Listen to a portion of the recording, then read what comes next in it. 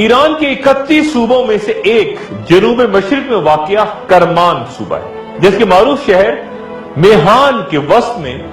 وہ عالی شان مقبرہ اس شخصیت کا موجود ہے جنہوں نے 1431 عیسوی میں 105 سال کی عمر میں انتقال فرمایا، اور جن کے ذکر اور تذکرے کے بغیر آخر الزماں پر گفتگو نہیں ہو سکتی، اور وہ شخصیت ہے جناب نور الدین کی، تاریخ جنہیں حضرت نعمت اللہ ولی کے نام سے یاد کرتی ہے۔ ان کا سلسلہ نسب حضرت موسیٰ کاظم سے ملتا ہے، اور وہ شام کے شہر حلب میں پیدا ہوئے۔ انہوں نے قرآن سید جلال الدین خوارزمی سے پڑھا، جبکہ علم کلام شیخ شمس الدین مکی سے مکہ المکرمہ میں حاصل کیا، اور اس دوران آپ 7 سال مکے میں مقیم رہے، اور پھر ایران، افغانستان، مصر، شام، سمرقند، تبریز، ملتان اور کشمیر کا سفر بھی کیا۔ وہ موسم سرما غاروں میں گزارتے، اور لوگوں نے اس دوران ہزاروں کی تعداد میں ان کی بزرگی اور کرامات کا اعتراف کیا، اور پھر وہ ایران میں یزد کے علاقے میں گئے، جہاں انہوں نے خانقاہ تعمیر کی۔ وہاں لوگ دور دور سے آتے، اور وہیں جب ان کا انتقال ہوا تو سلطان شہاب الدین بہمی نے ان کا مقبرہ تعمیر کیا۔ شاہ نعمت اللہ ولی غالباً اللہ کے ان برگزیدہ بندوں میں سے تھے جن کے بارے میں رسول اللہ صلی اللہ علیہ وآلہ وسلم کا ارشاد کہ میری امت کے بعض علماء بنی اسرائیل کے پیغمبروں کی طرح ہوں گے۔ صوفیہ کے نزدیک یہ گروہ اولیاء مراد کہلاتا ہے کہ اللہ تعالیٰ جب چاہے اپنی خصوصی عنایت سے ولی، ابدال، قطب اور غوث جیسے اعلی و عرفہ مراتب پر انہیں فائز کر دیتا ہے۔ حضرت نعمت اللہ ولی آج سے تقریباً 855 سال پہلے گزرے ہیں، اور ان کے ہزاروں فارسی اشعار پر مشتمل دیوان کے علاوہ ایک قصیدہ بہت مشہور ہے جس میں انہوں نے آنے والے دور کی پیشگوئیاں فارسی اشعار کی صورت کی ہیں، جو کہ حیران کن حد تک حرف بحرف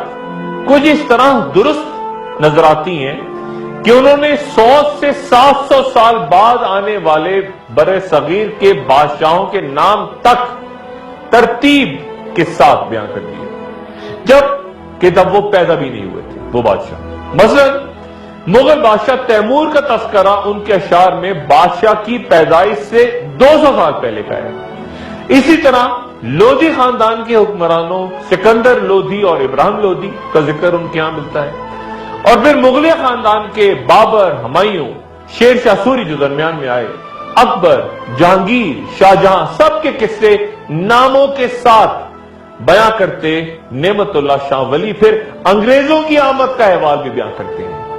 صرف ہندوستان کے ہی نہیں بلکہ وہ حجابات کے تمام پردے اٹھاتے ہیں جو آخر الزماں تک پیش آنے والے کم و بیش تمام واقعات اور حوادث کو اپنے قصیدوں میں پھر وہ بیان کرتے نظر آتے ہیں۔ کئی قصیدوں میں وہ پیدا شد کی ردلیف استعمال کرتے ہیں، یعنی پیدا ہوگا یہ کہہ کے بات کرتے ہیں، اور بعض مقام پہ ردلیف میں بینم یعنی میں دیکھ رہا ہوں کی صورت استعمال ہوتی ہے۔ جو پیشگوئیاں حیران کن حد تک درست ثابت ہوئیں ان میں سے کچھ ذرا ملاحظہ فرمائیے۔ ظہیر الدین بابر کے اقتدار میں آنے سے 350 سال پہلے یعنی 1174 عیسوی میں نعمت اللہ ولی فرماتے ہیں کہ اس کے بعد ملک کے کابل کا بادشاہ بابر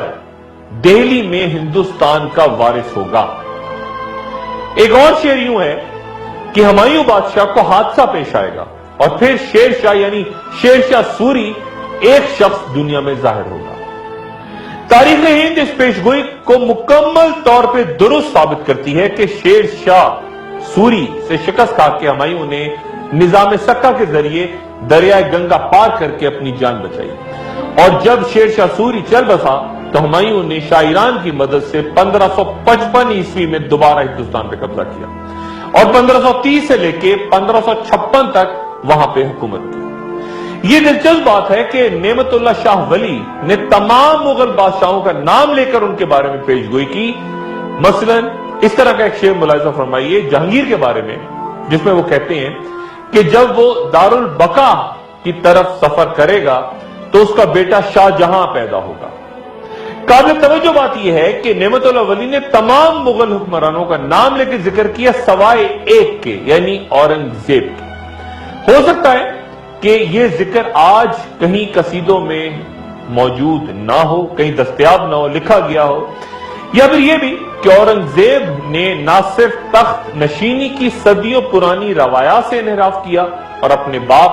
شاہ جہاں کو گوالیار کے قلعے میں قید کروا دیا، بلکہ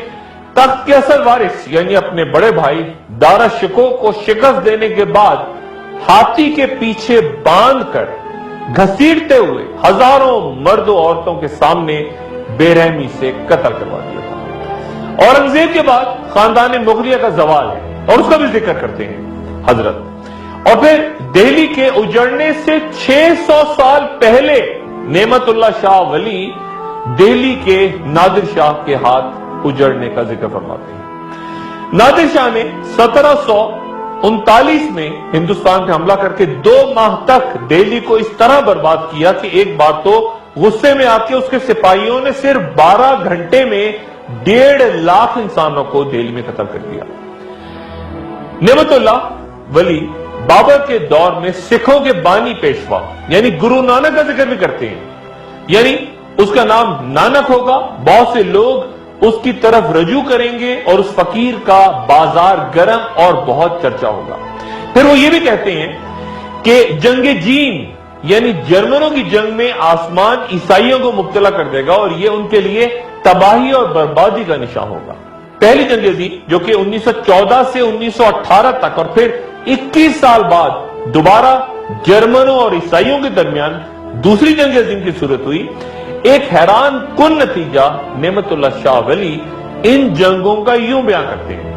یعنی اگرچہ اہل برطانیہ جرمنوں پر فتح پا لیں گے لیکن پھر بے حد کمزور ہو جائیں گے، اور پھر وہ فرماتے ہیں کہ اگرچہ انگریز ہندوستان کو خود ہی چھوڑ جائیں گے مگر وہ لوگوں میں ایک جان لیوا جھگڑا چھوڑ کے جائیں گے۔ غور کیجئے، یہاں نعمت اللہ شاہ ولی مسئلہ کشمیر کا ذکر فرما رہے ہیں، اور پھر وہ کئی سال بعد سقوط ڈھاکہ کے پیش گوئی بھی کرتے ہیں، یعنی مسلمانوں پر اپنے ملک کی زمین تنگ ہو جائے گی اور تباہی و بربادی ان کی تقدیر میں ظاہر ہوگی۔ پھر نعمت اللہ شاہ ولی 1965 کی جنگ کا تذکرہ این دنوں کتنے ڈیز میں یہ لڑی گئی اس کی مدت کے ساتھ بیان کرتے ہیں اور فرماتے ہیں کہ 17 روز کی جنگ کے بعد اللہ کے فضل و کرم سے اسلام کی غازی خوریزی کر کے کامیاب ہوں گے۔ ماضی میں حیران کن حد تک درست ہوتی پیشگوئیوں کے بعد ذرا زمانہ حال کی پیشگوئی پہ نظر ڈالیں اور پھر میں آپ کو یہ بتاؤں گا کہ نعمت اللہ شاہ ولی مستقبل کے بارے میں کیا کہتے ہیں۔ عصر حاضر کے بارے میں بے شمار ان کی روایات، لیکن ایک شعر ذرا ملاحظہ فرمائیے، یعنی اس وقت کسی کو اہل حق نہ دیکھے گا، لوگ چور اور ڈاکوؤں کے سر پہ دستار رکھیں گے۔ آخر الزماں کے بارے میں 855 سال پہلے نعمت اللہ ولی کی پیشگوئیاں انتہائی عام تصور ہوتی ہیں کہ ماضی و حال میں ان کی تمام جتنی باتیں انہوں نے کہیں وہ ہو بہو پوری ہوئی۔ مستقبل کے کسی دور کے بارے میں وہ فرماتے ہیں کہ اس واقعے کے بعد، کس واقعے کے بعد یہ واضح نہیں، کہ وہ کہتے ہیں کہ اس واقعے کے بعد ہندوستان میں ایک شورش ظاہر ہوگی اور اس سرزمین پہ فتنہ و فساد برپا ہوگا۔ کس واقعے نے یہ ہنگامہ شروع کیا اس کے بارے میں جیسے میں نے پہلے بیان کیا کوئی نہیں جانتا۔ پھر وہ کہتے ہیں کہ یعنی اس انفجار کے وقت بت پرست قوم کلمہ گو مسلمانوں پر اپنے ہندوانہ قہر و غضب کے ساتھ ظاہر ہوگی۔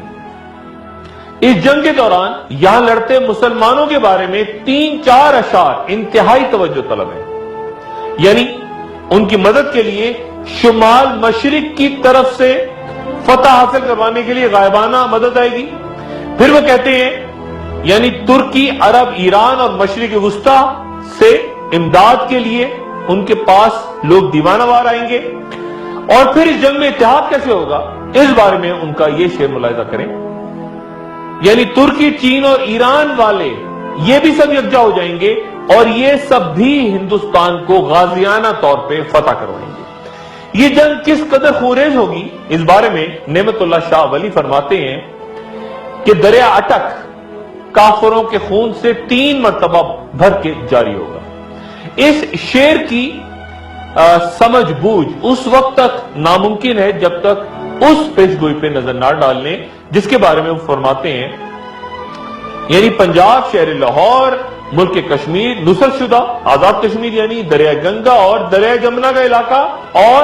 बंजोर शहर मुसलमान फतह कर लेंगे। बहुत से साहिब इल्म इन पेशगोइयों को उन अहादीस के साथ उनके तनाजुर में देखते हैं जहां पे जिक्र हुआ है गज़वाए हिंद का। तीसरी मुतवक्को जंग अज़ीम के बारे में नेमत शाह वली फरमाते हैं, यानी हिंद की तरह मगरिब की तकदीर भी खराब होगी और तीसरी जंग शुरू हो जाएगी। फिर उनका कहना है, यानी इस बड़ी जंग में शिकस्त खोरदा जर्मनी या जापान रूस के साथ बराबरी करेगा या मिल जाएगा और इस जंग में जहन्नुमी किस्म के इंतहाई मोहलक आतिशी हथियार इस्तेमाल होंगे। नेमतुल्लाह शाह वली के मुताबिक यानी अचानक हज के दिनों में इमाम मेहदी जाहिर होंगे और ये तमाम दुनिया में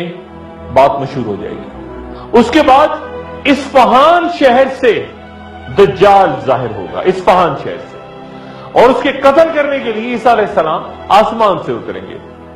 और एक शेर इन पेशगोइयों के नाजुक तरीन मरहले पे नेमतुल्लाह शाह वली का यूं है कि ऐ नेमतुल्लाह शाह, खामोश हो जा, रब के राजों को जाहिर ना कर।